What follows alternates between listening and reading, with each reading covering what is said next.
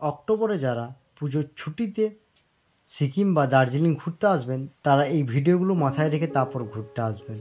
এখন কিন্তু পাহাড়ে কিন্তু বিপদের উপরে বিপদ, বিভিন্ন জায়গায় ল্যান্ডস্লাইড, বিভিন্ন জায়গায় কিন্তু ধস নামছে। তো এই ছোট্ট ছোট্ট ক্লিপগুলো দেখতে পেলে তোমরা বুঝতে পারবে যে এখন পাহাড়ের অবস্থা কেমন, পাহাড় আসা উচিত কি উচিত নয়।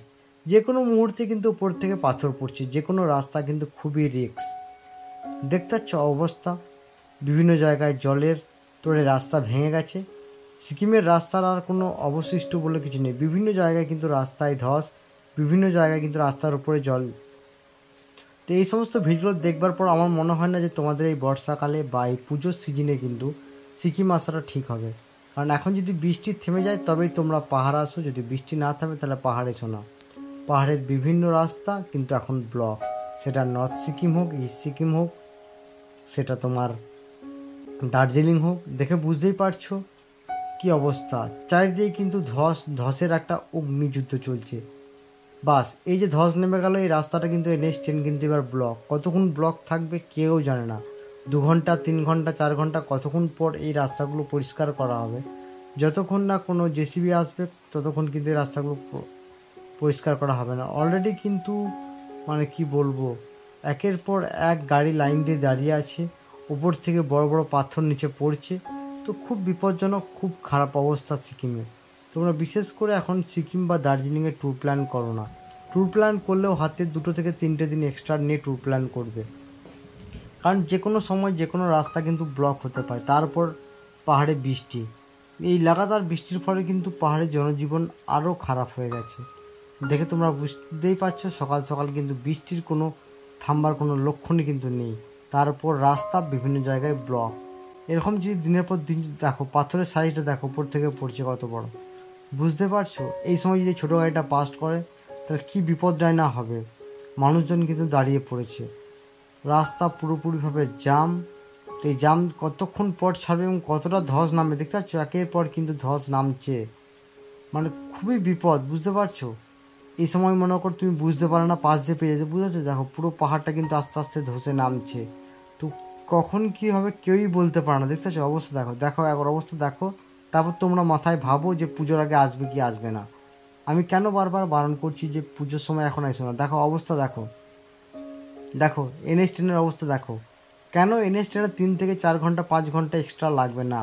এভাবে যদি তোমার ধস নামে NH10 কন্টিনিউ, তাহলে কিন্তু তোমার রাস্তা পরিষ্কার হতে কতটা করে সময় লাগতে পারে দেখতে পাচ্ছি। দেখো অবস্থা দেখো, অবস্থা দেখো তোমরা, একটু একটু করতে করতে কতটা ধস নামলো দেখতে পাচ্ছ অবস্থা। গাড়ি কিন্তু লাইন দিয়ে সারির পর সারি কিন্তু গাড়ি দাঁড়িয়ে পড়েছে।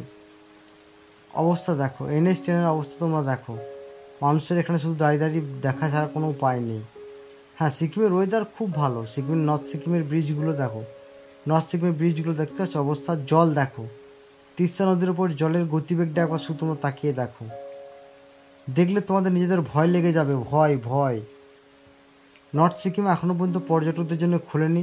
তারপর স্থানীয় মানুষদের জন্য পারাপারের জন্য এই ছোট্ট ছোট্ট ব্রিজগুলো করা হয়েছে, যেগুলো স্থানীয় মানুষদেরকে বিভিন্ন গ্রামের সঙ্গে কানেক্টিং করা হয়েছে। একে তো ব্রিজগুলোর অবস্থা খুবই খারাপ, দেখতে পাচ্ছ পাহাড়ে কীভাবে ধস নামে। এরপরেও তোমরা বলবে যে পাহাড় আসবো এই বৃষ্টির সময়। আশা করি তোমাদেরকে বোঝাতে পেরেছি যে কেন আমি বারবার বারণ করছি। বৃষ্টি থেমে যাক, ওয়েদার ভালো হোক, তারপর তোমরা পাহাড়ে এসো, নইলে কিন্তু পাহাড় খুবই বিপজ্জনক। দেখতে পাচ্ছ পাহাড়ে কীভাবে বন্যা হয়, কীভাবে ধস নামে। এই ভিডিওগুলো তোমাদের প্লিজ মাথার মধ্যে তোমরা রাখো, এবং প্লিজ তোমরা তোমাদের ট্যুর প্ল্যানগুলো একটু পারো তো চেঞ্জ করো। হ্যাঁ, যদি ওয়েদার ঠিক থাকে তাহলে আমি বলবো তোমরা আসতে পারো। যদি ওয়েদার এরকমই থাকে বৃষ্টি লাগাতার, তোমরা পাহাড়ে এসো না। কারণ পাহাড়ে এসে তোমরা কিন্তু আটকে পড়বে, এবং আটকে পড়লে 2 থেকে 3 দিন 4 দিন পর্যন্ত কিন্তু আটকে পড়বে। বিভিন্ন রাস্তার অবস্থা দেখছ, পুরো জাম, পাহাড়ে বিভিন্ন জায়গায় রাস্তায় জাম, তার উপর এইভাবে কিন্তু জল। তিস্তা নদীর জলের অবস্থা দেখো, তিস্তা নদীর জলের অবস্থা গতিবেগটা শুধু দেখো একবার। সাইডের ঘর বাড়িগুলো থেকে আরম্ভ করে সব কিছুই কিন্তু আজ জলের তলায়, পরিস্থিতি খুবই খারাপ।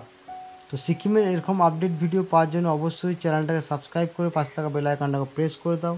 যারা ফেসবুক পেজ থেকে দেখছো পেজটাকে ফলো করে দাও। আশা করি এই ভিডিওগুলো দেখলে তোমাদের মনের মধ্যে এটুকু ইচ্ছা এখন জাগবে না যে এই ওয়েদার বা এই কন্ডিশনে আমরা সিকিম যাই। তো না আসাই ভালো, আমি বলবো তোমাদেরকে এই ওয়েদার বা এই কন্ডিশনে কিন্তু সিকিম না আসাই ভালো। একটু ওয়েদার ভালো হোক, তারপর তোমরা সিকিম আসো। এবং সিকিমে অলরেডি বরফ পড়াও শুরু হয়ে গেছে, বরফের মজা নাও। ওয়েদার ভালো হোক, নিঃসন্দেহে সিকিম এসে ঘুরে যাও, সেটা তোমাদের পক্ষে ভালো হবে।